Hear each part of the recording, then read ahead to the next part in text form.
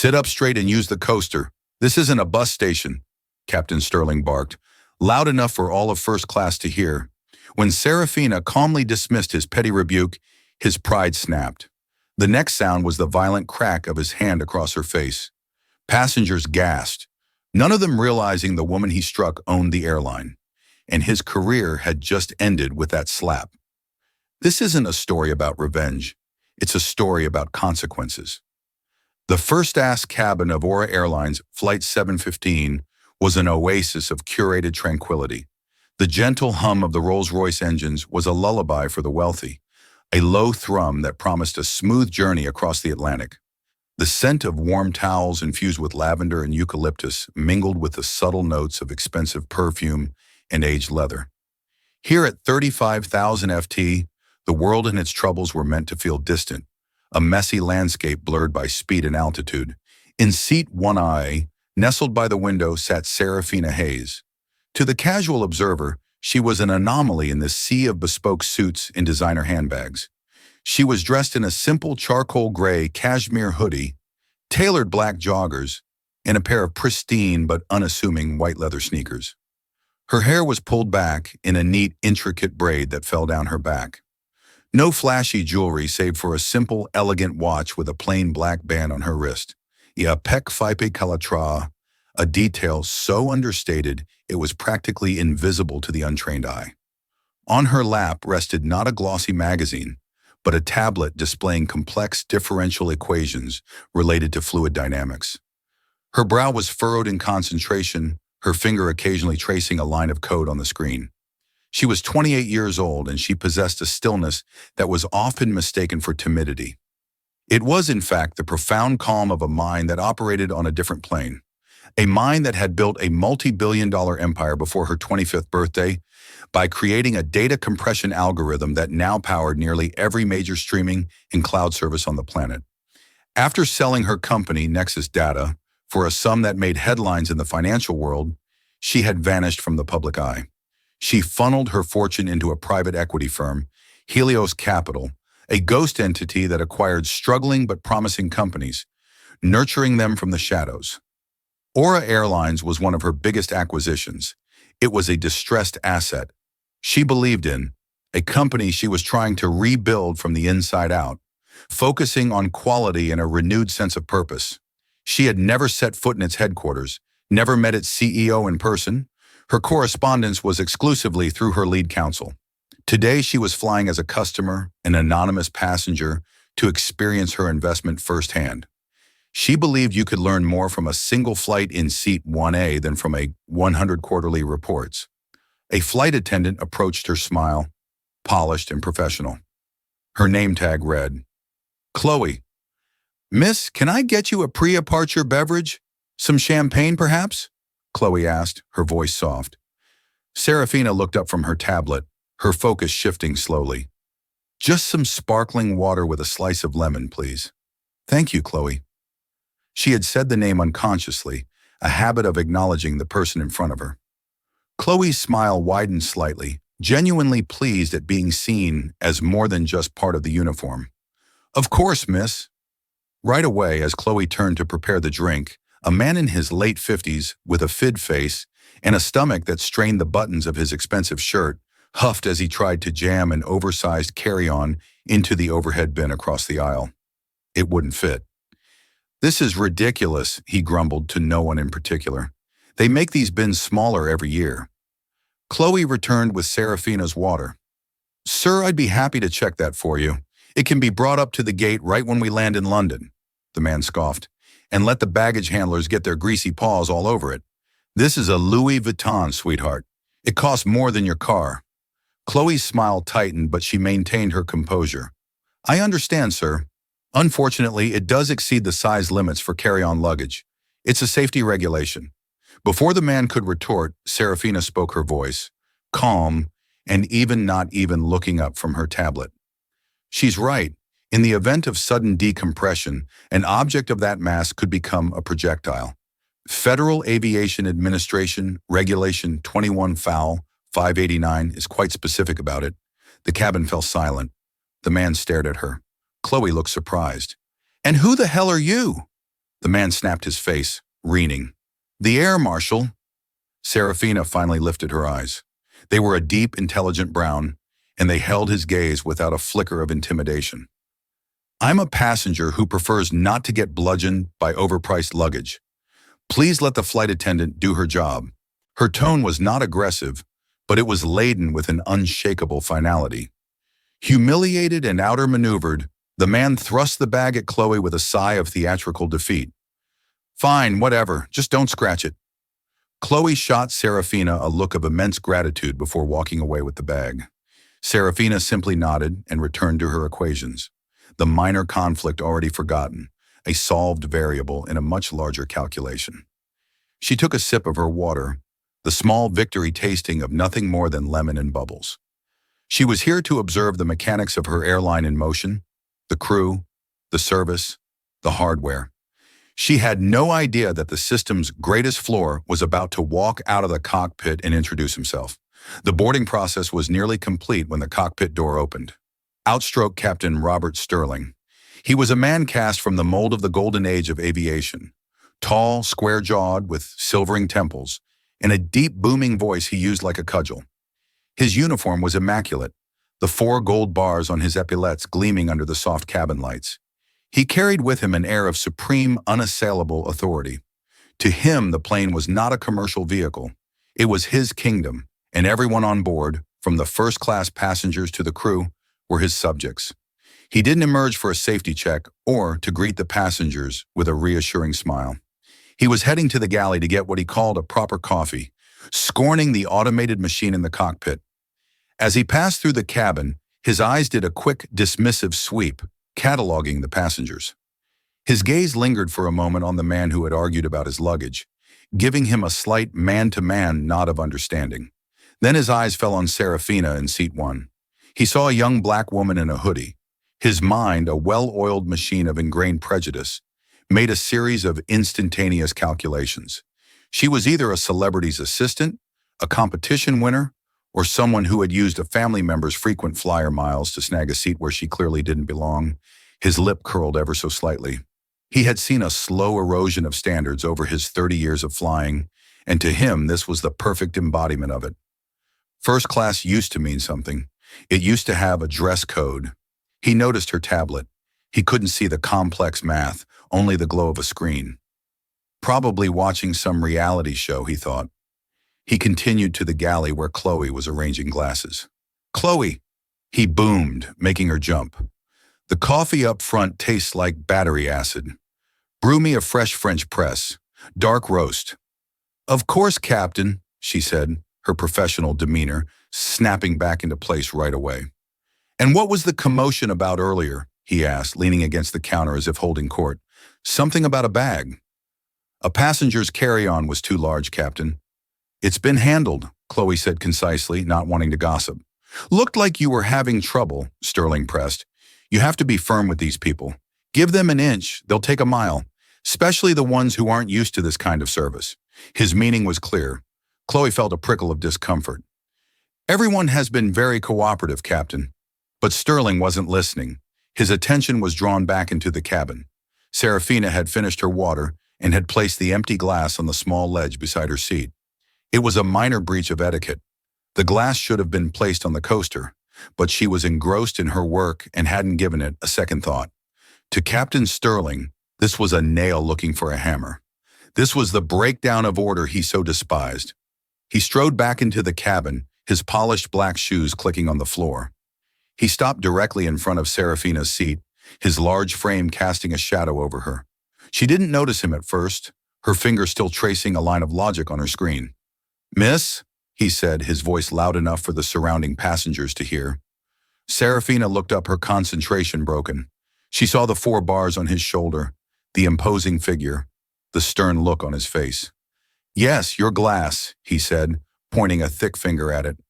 This isn't a bus station. We have coasters for a reason. It prevents water rings on the finish. Serafina glanced at the glass, then at the empty coaster a few inches away. A minor oversight. My apologies, she said, her voice neutral. She reached for the glass, but Sterling was faster. He snatched the glass up. The flight attendants are not your maids. They have more important things to do, like ensuring the safety of this aircraft than cleaning up after people who don't know how to behave. The public nature of the rebuke, the sheer condescension in his tone, was designed to humiliate. A few passengers shifted uncomfortably in their seats. The man with the Vuitton bag watched with a smirk. Serafina felt a slow burn of anger, but she kept her expression placid. She had dealt with men like Robert Sterling her entire life. Men who used their slivers of authority to feel powerful, men who saw her skin, color, and gender before they ever saw her mind. Screaming would accomplish nothing. It would only confirm his biases. "I have already apologized, Captain," she said, her voice dropping a register, becoming colder, more precise. "Your point has been made. I would appreciate it if you would return to your duties." This was not the response he expected. He expected flustered apologies, maybe even tears. What he got was a dismissal. She, this girl in a hoodie, was dismissing him. "My duties," he said with a low, menacing laugh, "include ensuring a comfortable and orderly environment for my paying first-class passengers. Some people, it seems, need to be reminded of the standards. And your standards include berating a passenger over a misplaced glass." Serafina countered, her gaze unwavering. "That seems like a rather inefficient use of your time, especially during final boarding preparations." She had pricked his ego. He felt his authority being questioned in front of his passengers. His face, already ruddy, began to darken. "Listen, sweetheart," he snarled, leaning down, invading her personal space. "I don't know what kind of lucky break got you this seat, but you are a guest on my aircraft. My rules. You will show me and my crew the proper respect. Do you understand me?" The word sweetheart was the final straw. It was a pat on the head and a slap in the face all at once. Serafina slowly placed her tablet on the seat beside her. She stood up, a fluid, deliberate motion. She was not a tall woman, but she stood with a posture that radiated an authority far older and deeper than the kind stitched onto a uniform. She met his gaze, and for the first time Sterling saw something in her eyes that wasn't fear or awe, but a cold, hard assessment. It was the look of a predator sizing up a threat. "I understand you perfectly, Captain," she said, her voice dangerously quiet. "You are a man who confuses his title with his character. You are unprofessional, and frankly, you are a liability to this airline's brand. Now, please step aside." It was a declaration of war, and Captain Robert Sterling, a man who had never backed down from a fight in his life, was about to make the biggest mistake of his career. The first-class cabin had become a theater of silent, mortified witnesses. The hushed conversations had ceased, replaced by the electric tension of a confrontation that had spiraled far beyond a misplaced water glass. Every eye was fixed on the standoff between the imposing uniformed pilot and the calm, unyielding young woman in seat 1A. Chloe, holding the French press in the galley, watched with a growing sense of dread. Her training screamed at her to intervene to de-escalate, but the sheer force of the captain's personality was paralyzing. He was known for his temper, for writing up crew members for the smallest infractions. Challenging him in front of passengers was career suicide. Sterling felt the blood pounding in his ears. Liability brand. This girl who looked like she couldn't afford a ticketing coach was lecturing him about the airline's brand. The audacity was breathtaking. All his frustrations, a mortgage that was squeezing him dry, a son who had just dropped out of college, a nagging feeling of being a relic in a world that no longer valued men like him, coalesced into a single point of white-hot rage directed entirely at Serafina. "You have no idea who you're talking to." He seethed, his voice, a low growl. His face was inches from hers now, his breath smelling of stale coffee and self-importance. "On the contrary," Serafina replied, her voice remaining unnervingly steady. "I know exactly who I'm talking to. Your name is Robert Sterling. You've been a captain for 22 years. You have 2 FAA commendations for handling engine failures in the 90s and 3 formal passenger complaints for aggressive behavior in the last 5 years alone. Your file is quite detailed. If a statement could be a physical blow, that was it." Sterling recoiled as if she had struck him. How could she possibly know that the complaints were supposed to be internal, buried by the union? A cold sliver of fear pierced his anger. Who was she? Was she an FAA inspector? A corporate auditor? His mind scrambled for a rational explanation. She must have looked him up somehow. A lucky guess. A bluff. He couldn't let her win. He couldn't let her expose him.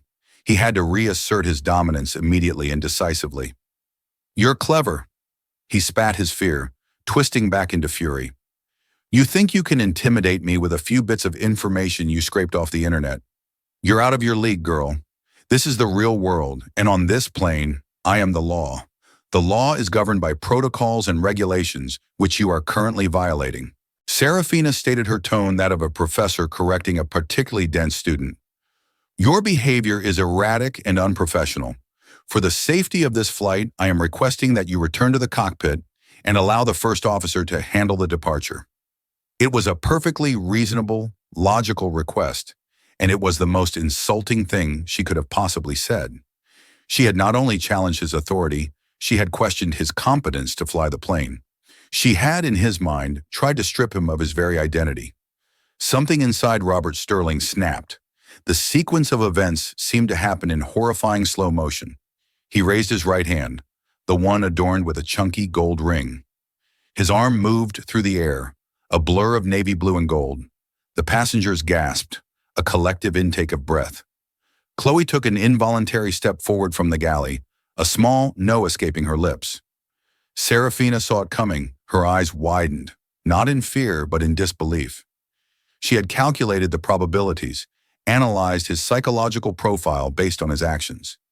She had predicted a verbal explosion, perhaps an attempt to have her forcibly removed. She had not factored in physical assault. It was an irrational variable, a catastrophic system failure. The sharp, ugly crack of his hand connecting with her cheek echoed through the silent cabin. It was not a gentle tap or a shove. It was a full, open-handed slap delivered with the force of a man who had lost all control. The impact snapped her head to the side, her intricate braid whipping through the air. For a single stunning heartbeat, there was absolute silence. The only sound was the ever-present indifferent hum of the engines. A bright, angry red mark began to bloom on Serafina's cheek. She slowly, deliberately turned her head back to face him. Her eyes were wide, and in their depths the cold, analytical calm had been replaced by something far more terrifying. The still, silent fury of a supernova about to detonate. She didn't cry out. She didn't raise her voice. She didn't even touch her cheek. She just stared at him. And in that silent, unwavering gaze, Captain Robert Sterling finally understood that he had not just slapped a passenger, he had crossed a line. And on the other side of that line was a world of consequences he could not possibly begin to comprehend. The smirk on the Vuitton bag owner's face had vanished, replaced by a slack-jawed expression of shock. Another passenger, a woman in her 60s, was already fumbling for her phone. The spell was broken by Chloe, who rushed forward, placing herself between them. "Captain, that's enough," she cried, her voice trembling but firm. "Please step back." Sterling blinked as if coming out of a trance. He looked at his own hand, then at the red mark on Serafina's face. A flicker of panic entered his eyes, but it was quickly stamped out by a desperate need to justify his actions. He couldn't have been wrong. She had provoked him. "This passenger is a security threat." He boomed his voice, straining to sound authoritative. She was insubordinate. She was threatening. "She is to be removed from my aircraft now." He pointed a shaking finger at Serafina. "You get your things. You are not flying on Airlines today or ever again." Serafina held his gaze for one more long, chilling moment. Then she gave a single, almost imperceptible nod. She turned and calmly picked up her tablet and her small, nondescript backpack from the seat. She didn't argue. She didn't protest. As she walked towards the open door of the plane, she paused beside Chloe. She looked at the horrified young flight attendant and spoke in a voice that was quiet but carried the weight of an iron promise. "Thank you for your professionalism, Chloe," she said. Then she looked past her eyes finding Captain Sterling one last time. "This," she said, her voice clear and cold, cutting through the stunned silence, "will be handled." And with that, she stepped off the plane, leaving behind a first-class cabin in chaos, a terrified flight crew, and a captain who was utterly, hopelessly, and completely doomed. The jet bridge felt like a strange, sterile limbo between the rarefied air of first class and the bustling reality of the JFK terminal. Serafina Hayes walked with a steady, unhurried pace, her backpack slung over one shoulder. The stinging on her cheek had subsided into a dull, throbbing ache, a physical reminder of the gross violation that had just occurred. But her mind was already past the pain, past the humiliation. It was moving with the terrifying speed and clarity that had made her a billionaire. She wasn't processing emotion. She was processing data, calculating responses, and initiating protocols. As she reached the gate agent's desk, the agent, a flustered man named David, was already on the phone, likely getting a garbled version of events from the flight crew. He looked up and saw her, his eyes widening at the distinct red handprint on her face. "Mama," the captain said. He stammered, unsure of what to do. Serafina held up a hand, a simple gesture that commanded silence. "I require no assistance from you," she said, her voice devoid of any warmth. "Just tell me one thing. What is the tail number of that aircraft?" The tail number? David blinked, confused by the request. "It's N418AU, November 418, Alpha Uniform," she repeated, committing it to memory. "Thank you." She walked away from the gate, ignoring the curious and pitting stares of other passengers. She found a quiet corner of the terminal, pulled out her phone, and bypassed her usual contacts, her thumb hovering over a single encrypted entry in her address book. Benjamin Carter. Benjamin Carter was less a lawyer and more of a weapon. He was the senior partner at the most powerful and discreet law firm in New York. He was the public face of Helios Capital, the man who handled the acquisitions, the negotiations, the liquidations. He was a man who spoke in billion-dollar figures and ironclad contracts, and whose loyalty to Serafina was absolute. He had known her since she was a teenage prodigy, coding in her dorm room. He answered on the first ring. "Sarah, is everything all right? You're supposed to be in the air." "There's been an alteration to my travel plans, Ben," she said, her voice a flat line of controlled fury.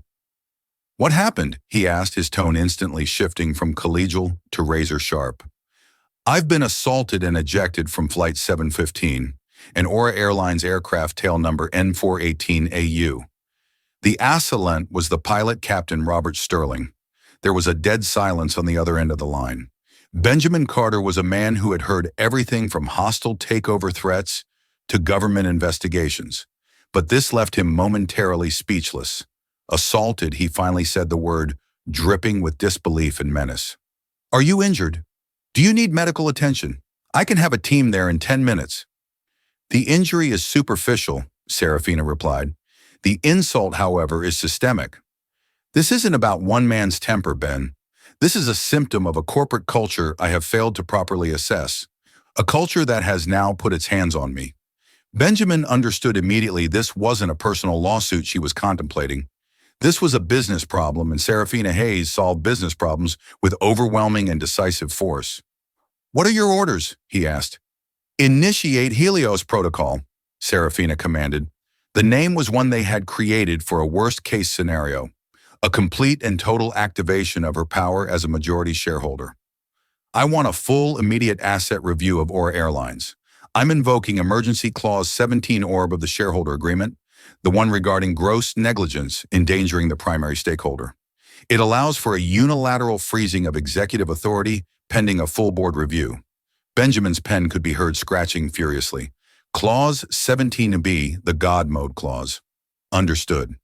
The CIO, Daniel Harrison, will be legally paralyzed by the time he finishes his morning coffee." "What else?"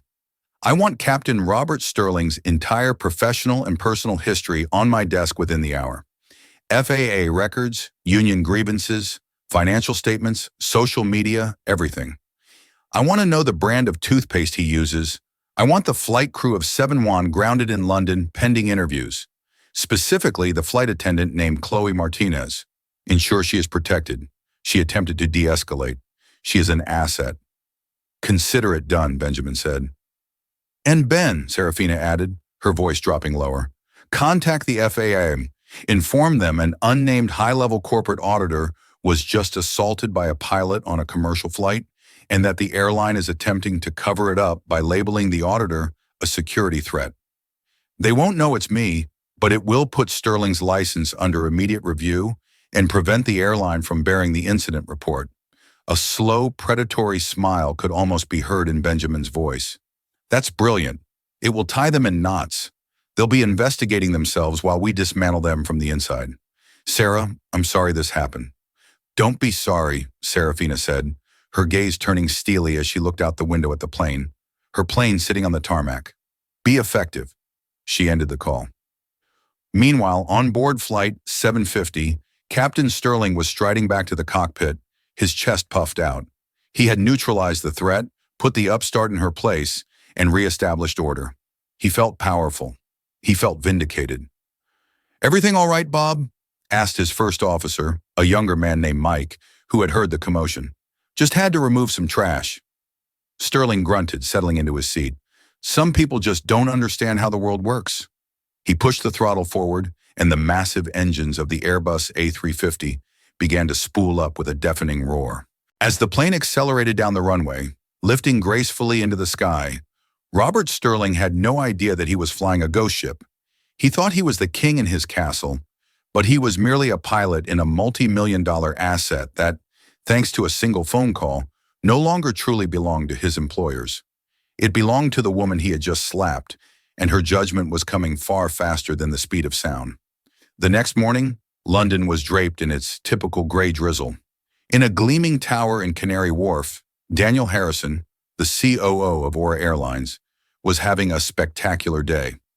He stood before his executive board in a room with a panoramic view of the city, his hands gesturing emphatically at a series of upward trending charts on a massive screen.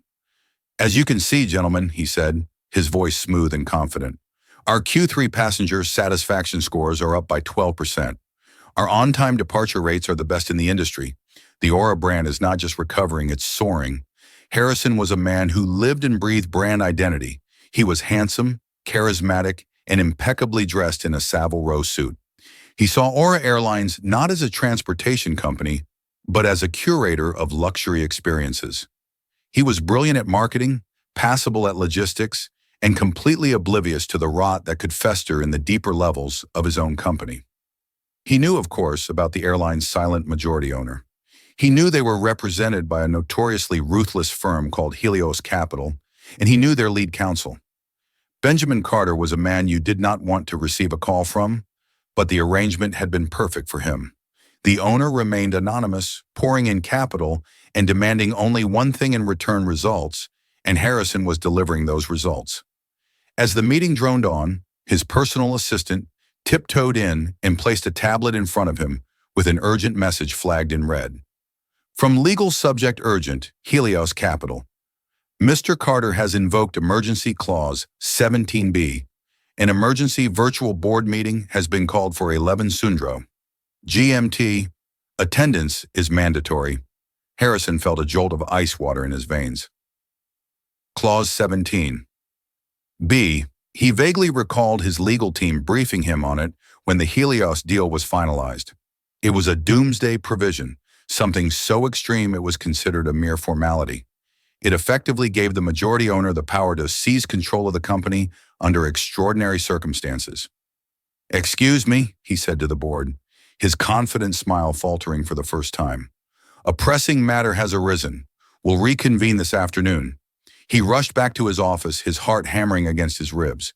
What could have possibly happened? A plane crash. A massive FAA fine. He dialed his head of legal, a perpetually worried man named George. George, what in God's name is happening? Helios just invoked the Apocalypse Clause. I don't know, Daniel. George squeaked, his voice tiny over the speakerphone.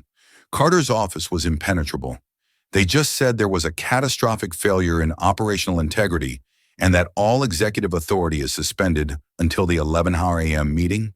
They're demanding the presence of the head of flight operations and the pilot union representative as well. As Harrison was trying to process this, another call came through. It was from his operations manager at JFK. Mr. Harrison, sir, we have a situation. The FAA just grounded the entire flight crew of yesterday's 715 to London.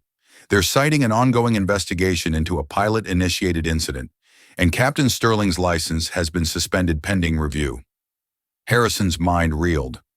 Flight 715, he vaguely recalled a minor incident report coming in overnight. The report said Sterling removed a disruptive passenger, a non-revenue flyer on a buddy pass. That's it. Standard procedure. Well, sir, the manager said nervously, the FAA is acting like it was something else entirely. And there's more. We have a dozen emails from first-class passengers on that flight. They're all using words like appalling, violent, and assault. Several of them recorded video. The word video made Harrison's blood run cold. Uncontrolled documentation was his worst nightmare. Get me that video and get me Captain Sterling. Where is he? He's in his hotel room in London, sir. I spoke to him an hour ago. He was bragging, said he put a freeloader in her place and was proud of it. Harrison slammed his hand on his mahogany desk. A single arrogant pilot was about to torpedo his entire career. He was still convinced this was a containable PR crisis, an overzealous captain, an unfortunate incident. They would issue a profound apology, offer the wrong passenger a lifetime of free flights, and fire Sterling in a very public, dramatic fashion. It was manageable. He had absolutely no idea that the disruptive passenger and the silent, all-powerful owner, who had just frozen his company, were one and the same person. He was walking into the 11 a.m. meeting, armed with a water pistol, about to face a tactical nuclear strike. He was a man sleepwalking into his own execution, utterly oblivious to the identity of his executioner. At precisely 11 a.m. GMT, a secure video conference link went live. On the screen, a dozen windows popped up, each containing the grim, anxious face of an Aura Airlines executive. Daniel Harrison was in the center, flanked by his head of legal and his COO. The head of flight operations was patched in from another office, looking pale. The pilot union Reaper bulldog of a man named Frank looked defiant and ready for a fight. One window on the grid remained black, labeled only Helios Capital. The tension was thick enough to taste. They waited for 2 full minutes. Nothing happened. The silence was a power move designed to unnerve them, and it was working perfectly. Finally, the black window flickered to life. The face that appeared was that of Benjamin Carter, seated in a minimalist office with a view of Central Park behind him. He looked calm, rested, and about as friendly as a shark. "Good morning, gentlemen." Benjamin began, his voice smooth as silk and just as strong. "Thank you for joining us. We are here today because of a catastrophic incident that occurred yesterday on Aura Airlines Flight 715, an asset of my client." Daniel Harrison immediately jumped in, adopting his most conciliatory and control CEO voice, Benjamin Daniel Harrison. "Here, let me be the first to say that we are taking this matter with the utmost seriousness. The actions of Captain Sterling were unacceptable, and I can assure you that we have already begun the process of terminating his employment. This was an isolated incident, the regrettable action of one bad actor." Benjamin held up a single manicured finger, and Harrison's voice trailed off as if he'd been muted. "Daniel," Benjamin said, his tone chillingly polite, "you will speak when I invite you to speak. Right now you will listen. You seem to be under the misapprehension that this is a negotiation or a damage control session. It is not. This is a debriefing on the failure of your leadership and the subsequent restructuring of your company." The union rep, Frank, bristled. "Now hold on a minute. Captain Sterling is a 30-year veteran. He's entitled to due process. We haven't even heard his side of the story. His side of the story is irrelevant." Benjamin cut in sharply. "Because we have something better. We have video." He shared his screen. The shaky but horribly clear cell phone footage filled the virtual meeting room. They all watched in stunned silence. They saw Captain Sterling lean in. They saw him snarl. They saw Serafina stand up to him. They heard her calm, precise takedown of his professional record. And then they saw the slap. The sickening crack was audible even through the laptop speakers. A collective groan went through the executives. Harrison buried his face in his hands. It was infinitely worse than he had imagined. As you can see, Benjamin continued removing the video.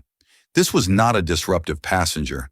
This was a gross abuse of power, a physical assault, and a complete failure of every protocol your airline purports to uphold. The passenger in question was calm, rational, and was in fact attempting to de-escalate your captain's unhinged tirade. Harrison saw his opening, a chance to show he was on the right side. "This is indefensible," he said, his voice filled with theatrical outrage. "Aura Airlines has a zero-tolerance policy for this. We will, of course, be reaching out to the victim to offer our deepest apologies in a comprehensive compensation package." Benjamin Carter smiled. It was not a pleasant sight. "I'm glad you brought that up, Daniel, because my client felt it was important that you deliver your apology to her directly. She has decided to join this meeting." A sense of confusion rippled through the executives. Why would the victim of the assault be in a high-level emergency board meeting? Another window on the grid, previously black, flickered on. The camera activated, revealing the face of Serafina Hayes. She was in what looked like a home office, a simple white wall behind her. She wore a plain black turtleneck. The lighting was perfect, and it did nothing to hide the faint yellowish-purple bruise that was now visible on her left cheek. Daniel Harrison stared at the screen. His brain stuttered. He recognized her instantly from the video. The woman in the hoodie, the victim. He opened his mouth to offer his carefully rehearsed, heartfelt apology, but before he could utter a word, Benjamin Carter spoke again, his voice ringing with grim finality. "Gentlemen, allow me to formally introduce you to the principal owner of Helios Capital, the silent backer of this airline, and the woman your pilot assaulted yesterday. This is Ms. Serafina Hayes. She owns 58% of your company, Daniel. You work for her." The world tilted on its axis. Every jaw in the virtual room dropped. The union rep looked like he'd been tasered. George, the head of legal, went completely white. Daniel Harrison felt the floor drop out from beneath him. His mind frantically tried to connect the dots. The girl in the hoodie, the calm defiance, the encyclopedic knowledge of Sterling's record, the "this will be handled," the invocation of Clause 17B. It all slammed into him with the force of a physical blow. The disruptive passenger he had been planning to buy off with a few first-class tickets was the invisible billionaire who held his entire career in the palm of her hand. He looked from Benjamin Carter's smug face to Serafina's bruised, impassive one. The polished, charismatic CEO persona dissolved, replaced by the raw, primal fear of a man staring into the face of his own professional ruin. He had not just failed his company, he had allowed his company to physically assault its own queen. For a full 30 seconds, the only sound in the virtual meeting was the frantic, panicked breathing of a dozen executives. They were all staring at the face of Serafina Hayes, a face they had seen only moments before in a grainy video, a face they now understood represented the ultimate authority. Finally, Serafina spoke. Her voice was not loud, not filled with rage or emotion. It was something far more terrifying. It was calm, measured, and utterly devoid of mercy. It was the voice of a scientist observing a failed experiment. "Mr. Harrison," she began, her eyes locking onto his through the camera, "for 2 years I have allowed you to run my company. I have read your reports, listened to your optimistic projections, and approved your budgets. I trusted that the culture you were building, the aura of excellence you so fondly describe in your press releases, was more than just marketing copy." She paused, letting the words hang in the air. "Yesterday, I learned that it is. It is a lie. A dangerous, toxic lie." She turned her head slightly, making sure the bruise on her cheek was fully visible. "This," she said, gesturing to her face, "is not my injury. This is your quarterly report. This is the result of a culture where arrogance is mistaken for authority, where employees feel empowered to abuse customers based on their appearance. This is a symptom of your failed leadership." Daniel Harrison found his voice a weak, greedy thing he barely recognized. "Ms. Hayes Serafina, I am horrified. I am speechless. There are no words to express how profoundly sorry I am. This is a betrayal of everything we stand for." "Stop," Serafina commanded, cutting him off mid-gravel. "Do not tell me what you stand for. I will tell you what you stand for. You stand for a system that protected a pilot with 3 prior complaints of aggression. You stand for a system where a flight attendant, Chloe Martinez, was too intimidated to intervene against her superior despite her training. You stand for a system where not a single other first-class passenger felt safe enough to step in until after an assault had already occurred. Your system is broken, Mr. Harrison, from the top down." She then turned her attention to the union representative. Mr. Franklin, your union will not be representing Robert Sterling. Helios Capital's legal team will be filing a civil suit against him for assault and battery. Furthermore, we will be providing the FAA with evidence and testimony that will ensure his pilot's license is permanently revoked. If your union attempts to obstruct this process in any way, I will interpret it as a direct endorsement of his actions, and I will begin the process of exploring contract renegotiations with a different labor group. Is that clear? Frank the Bulldog looked utterly deflated. He had come prepared to fight for his pilot. He now understood he was fighting a tidal wave. He simply nodded mute. Finally, Serafina's cold, calculating gaze returned to Daniel Harrison. I have two options, Daniel. The first is that I liquidate my majority stake. I sell all 58% of my shares at once. The market will panic, the stock will plummet to nothing, and Aura Airlines will cease to exist by Christmas. The board will be disgraced, you will be unemployed, and thousands of people will lose their jobs. She let that sink in. The color drained from Harrison's face. The second option, she continued, is that you remain for now as a figurehead CEO. But your authority is revoked. From this moment on, you answer to me, and we are going to burn the old Aura Airlines to the ground and build something new from the ashes. She laid out her terms, each one a hammer blow to the company's old way of doing business. First, Robert Sterling is, as of this second, fired for cause, with a public statement detailing his actions. His pension is forfeit as per the gross misconduct clause in his contract. Second, you will establish a new independent civilian oversight and inclusivity board. It will have final authority on hiring, firing, and training protocols for all staff from pilots to gate agents. Its first director will be a candidate of my choosing. Third, you will immediately implement the sanctuary cabin protocol. Any employee who reports misconduct by a superior will be granted immediate anonymous protection from retaliation with their case reviewed by the new oversight board, not their direct managers. Fourth, Chloe Martinez, the flight attendant from Flight 715, is to be given a promotion and a substantial bonus. She will also be offered a lead role in developing the new cabin crew de-escalation training program. We reward competence and courage. Finally, she said, leaning slightly closer to her camera, you will issue a public company-wide apology. In it, you will not mention a disruptive passenger. You will state clearly that a pilot assaulted a black woman in first class and that the company failed her and its own standards completely. We will not hide behind vague language. We will own our failure. She leaned back. You have 60 seconds to accept these terms, Daniel. If you do not, my broker has a standing order to begin the sell-off at 11:15 a.m. It wasn't a choice.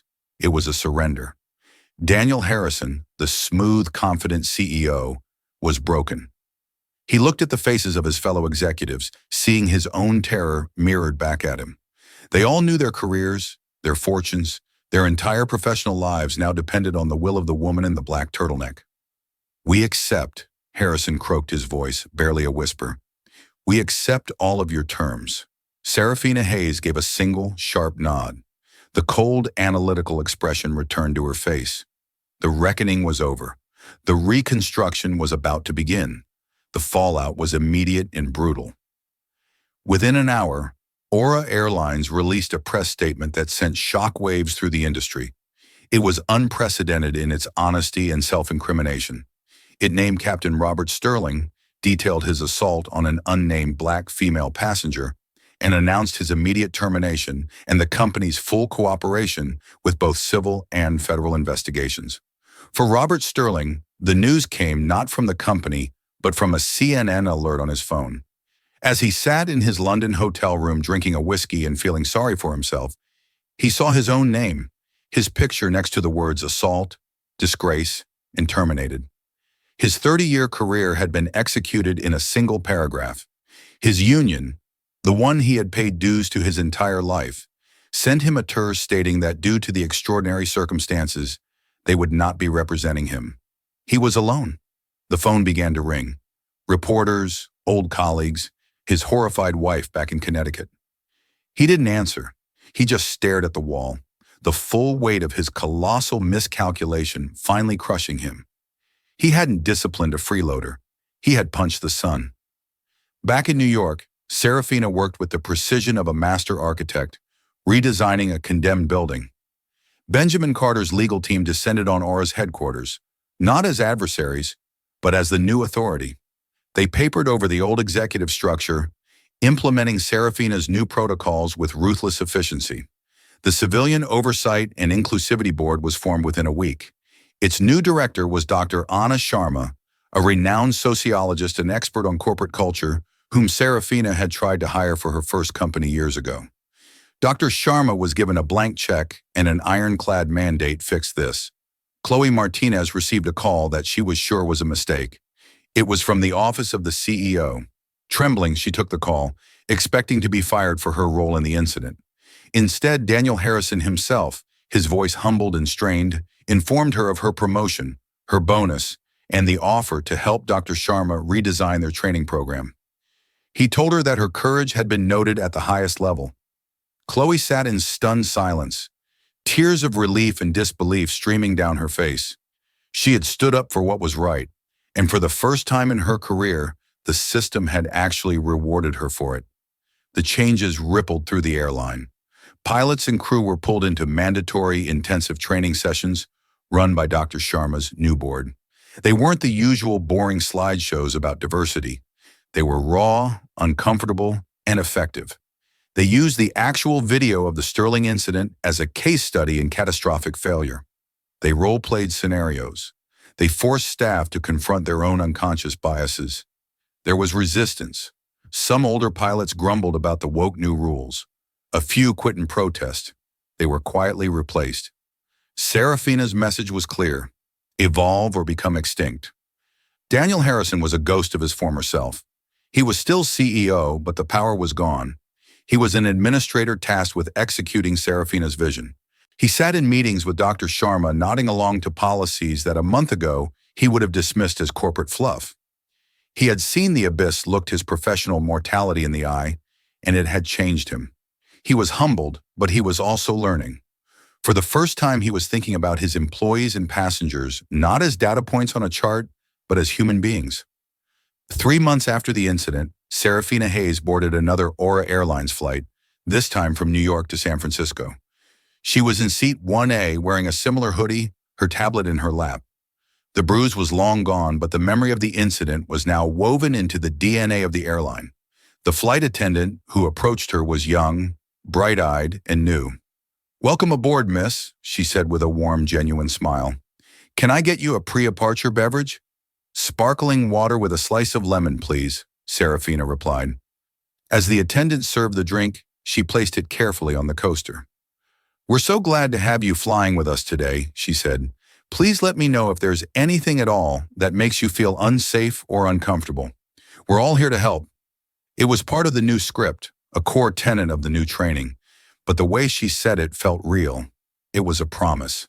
Serafina looked at the young woman then, around the calm, professional cabin. She saw a crew that was more aware, more attentive. She saw the tangible results of her painful, necessary intervention. The system wasn't perfect, but it was no longer broken in the same way. It was healing. It was evolving. She took a sip of her water and gave the flight attendant a small, knowing smile. "Thank you," she said. "I feel perfectly safe." The engines began to roar, and as the plane climbed into the sky, it felt different. It was lighter. It was the feeling of an airline that had been through the fire and had, against all odds, been reborn. That single shocking moment on Flight 715 wasn't just about a pilot's anger or a passenger's identity. It was a story about the hidden systems of power that surround us every day. Serafina Hayes wasn't just a billionaire. She was a reminder that you can never truly know the story of the person sitting next to you. Captain Sterling wasn't just a bully. He was the product of a culture that allowed his arrogance to grow unchecked for years. This story shows us that true change often doesn't come from polite requests. It comes from consequences. It's a powerful lesson on prejudice, accountability, and how one person's refusal to be victimized can topple an entire corrupt system. What would you have done in Serafina's place? What do you think is the biggest lesson we can take from this? Let me know your thoughts in the comments below.